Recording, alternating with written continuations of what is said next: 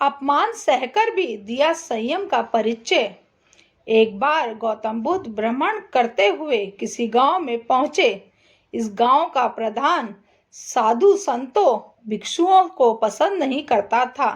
अगर कोई साधु संत या भिक्षु गांव में आ जाता तो वह उनका अपमान करके गांव से उनको निकाल देता था।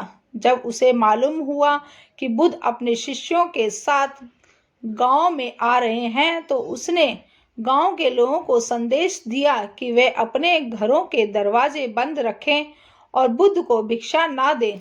गौतम बुद्ध को किसी ने पहले ही ग्राम प्रधान के स्वभाव से परिचित करा दिया था। गौतम बुद्ध गांव में आकर सबसे पहले ग्राम प्रधान के घर के आगे पहुंचे।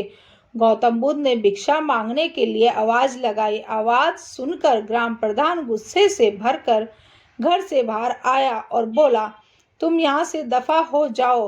हमने क्या तुम्हारे लिए अनाज के गोदाम खोल रखे हैं जो चले आए यहाँ पर मुंह उठा के। ग्राम प्रधान ने गौतम बुद्ध और उनके शिष्यों को कई भद्दी भद्दी गालियां भी दी। गौतम बुद्ध चुपचाप उसकी अपमानजनक बातें सुनते रहे। जब वह बोल चुका तब उन्होंने कहा, हे ग्राम प्रधान, आप मेरी एक बात का जवाब दें। यदि आपके घर आकर कोई खाना खाने की मांग करे और आप उसके लिए खाने की थाली सजा कर लाएं, फिर वो खाने को अस्वीकार कर बिना कुछ खाए पिए चला जाए, तो आप उन खाद्य पदार्थों का क्या करेंगे? क्या आप वो खाद्य पदार्थ नष्ट करेंगे? ग्राम प्रधान बोला, मैं उसे नष्ट नहीं करूंगा बल्कि वापस अपने घर में रख लूंगा। तब बुद्ध ने कहा, उस दिशा में आपका सम्मान आपके पास ही रहा ना। इसी प्रकार आपके घर आकर हमने भिक्षा मांगी और आपने बदले में हमें अपशब्द कहे। भिक्षा में दिए इन अपशब्दों को हमने अस्वीकार कर दिया, इसलिए आपके अपशब्द आपके पास ही रह गए। ग्राम प्रधान को वो गौतम बुद्ध की बातों का मतलब समझ में आ गया।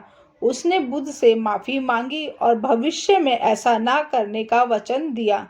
सार यह है कि जब हम किसी को अपशब्द कहते हैं या गाली देते हैं तो वह हम अपनी ही जुबान और कर्म खराब करते हैं। जिसको हम अपशब्द कह रहे हैं उसका कुछ नहीं बिगड़ता। अपशब्दों और गाली गलौज से बनते काम बिगड़ जाते हैं, जबकि संयम और मीठी वाणी से बिगड़े हुए काम भी बन जाते हैं।